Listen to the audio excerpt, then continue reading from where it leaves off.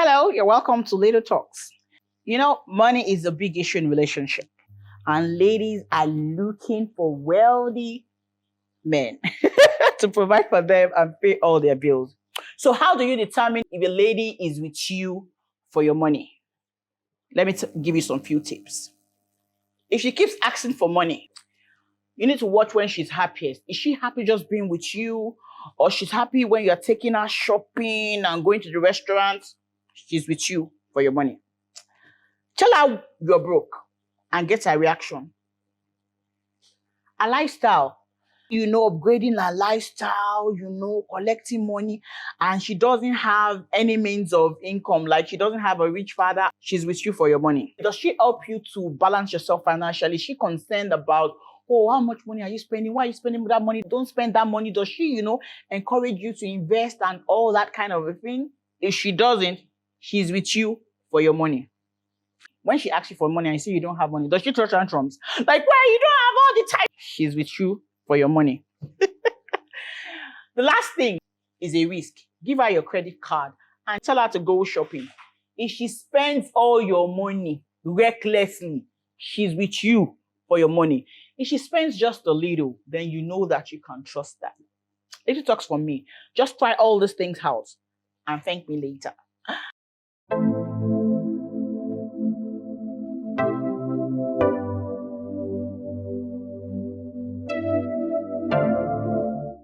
Hi, my name is Bussy David, and you're welcome to Life Stories with Bussy.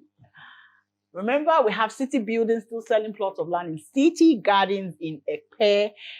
If you want to get in touch with them, just contact this number on the screen and they would respond to you and take you on a site inspection or something. Okay, so today I have a story. Now I always come with stories. People looking for solutions. Everybody has a story to tell. And then sometimes you listen to some and they're interesting and you're happy for them. You listen to some people and you feel for them. You don't know what to do. This person, I really feel for her. She says she's lost herself. She doesn't even know herself any longer. And this is how her story goes. She says, "Dear Bussy, I'm sending this because I want to talk to someone. Just voice it out. Maybe it will make me feel better. I'm really confused at who I really am. I don't even know who I am at 40. I have 2 fathers, more like 3 fathers, if I count the man that sent me to school. I feel like it's my mother's fault, but I don't know whether to blame or just make an excuse for her. My mother married my father when she was 19. It was her first marriage. But my father's second marriage, well, the man I thought was my father. He also had a daughter who we call her Chidupe before from his previous marriage. So I was the assumed second child. They were always fighting as far as I could remember. My mother left my father when I was 4. She packed her things and left. My father brought a couple of women who had more children and they also left until Mama Twins showed up. Mama Twins was a witch.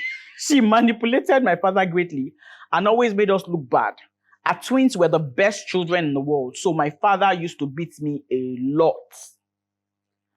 I had issue with Mama Twins, or she always picked on me because I was the only one whose mother never showed up. The other children had their mothers come once in a while. Even Auntie Dupe's mother used to show up, but not my own mother. One day, I tried to trace my mother to an address given by one of my father's uncle. I saw her and she was like, I should go back to my father's house. I told her what I was going through and she told me that the world isn't a fair place, that I should try and live with whatever was happening there. After that incident, I never went back there. When I got into SS1, I made friends with Medinat. I started staying a lot at Medinat's place. Her father had 2 wives, but they were very happy and a loving family. Medinat told her father about me and he said it was okay to come around as often as I wanted. So I was always in Medinat's house. No one missed me at home anyway. When it was time to pay WAEC fees, my father said he didn't have money, though he celebrated the twins' 10th birthday at that time. Medinat's father paid for my WAEC and JAM forms. When it was time for us to go to school, it was Medinat's father who placed me on scholarship throughout my university education. We lost Medinat's father during my NYSC. It was a very hard time for me because I had plans to return the favor this man had done for me. I got a good job, and that was when my father called and sought for my forgiveness. I forgave him, and I started to visit him regularly. Mama Twins was still there, but she had no power over me any longer.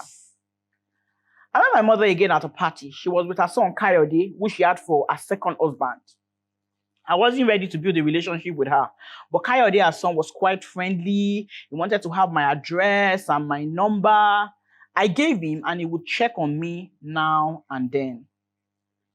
I had a couple of failed relationships, but met my husband 2 years ago and decided to get married. When I told my father, he said I had to discuss things with my mother. I met her at Kayode's house. Kayode was this friendly self, but my mother was expressionless. I could swear she wasn't happy for me, but I just wanted to get the marriage over and done with. Kayode encouraged me to spend the night with them, which I did. When I was leaving, he asked if I was going to tell our father. I asked what father. My own father knew I was getting married.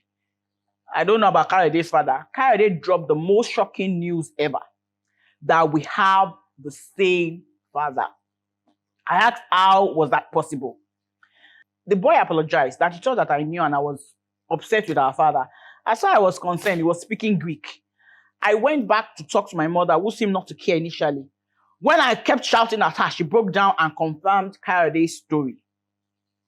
She said she had a boyfriend whose parents didn't like her because they felt she was wayward and too street smart for their son.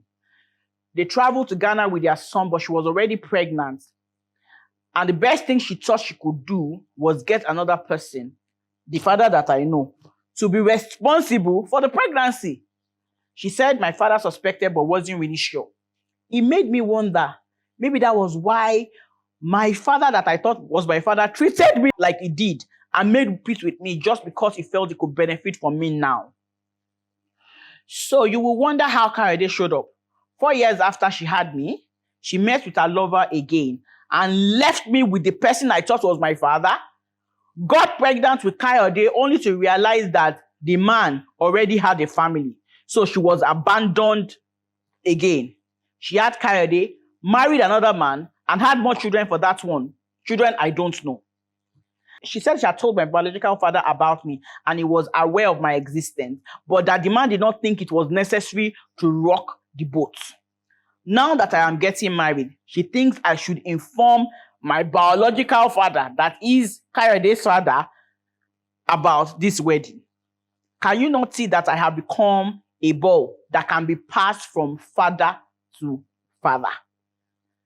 Now, she wants my biological father to be at my wedding, a father that I have never met. I don't even know how to do this because this is so funny. Your father that you thought was your father wasn't actually your father. Come on. I mean, so all this will just generally destabilize her because at a point, she was a second child to one man. Now she's now a first child to another man. So, but I think the most important thing that you should cherish out of all this story is that there was a Medina's father. You know, it wasn't your biological father, but he was there. He did all the things that your father should have done. You know, so I think one of the things that you should thank God for was that there was this man that even sent you to school and all that. Because right now, at this point, I think that you just settle for Auntie Dupe's father. That's the father that you used to know as your father. Because I don't know how you want to start to build a relationship with a man that you never met, a man who knew about your existence and just felt that they should just leave you there. They didn't want to rock the boat. Because if he wasn't being selfish, he knew that he had a child and he would have wanted to see his child or something. So for me, you just stick to Auntie Dupe's father and just go ahead with the wedding plans. I know it's a tough place to be. As for your mom, I can't particularly say, you know, a lot of women did a lot of things that they were not proud of. And maybe it would have been better if she tried to build a relationship with you. I really cannot see what's up with your mommy, but maybe you should try to, you know, forge a relationship with her to understand why she did what she did. Because, well, at 19, you know, she will make bad judgments. But for her to still be holding on to the past, by now, I think she should be apologizing to you and trying to pull you to herself, not just pushing you away, trying to behave as if she doesn't care and stuff like that. I don't know what else to say. Who do you guys think should be at the wedding? her biological father, Kayode's father, or that father that was there that brought her home, wasn't particularly a father, but was like a figurehead father there, who do you think should be at the wedding? So let us meet in the comment section and let us discuss this story of my father who was not my father, and I found out that my father was a different father. So next time when we come your way again, my name remains Busola Jolly David. Bye. Before you leave, please don't forget to subscribe, like, comment, and share. Thank you.